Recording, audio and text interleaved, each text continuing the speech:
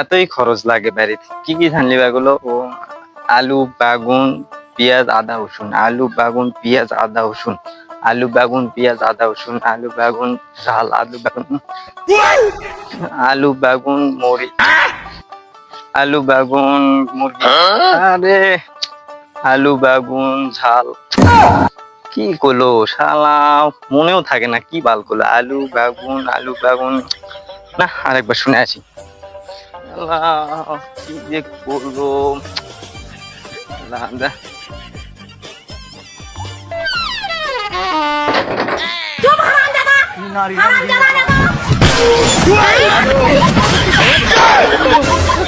কি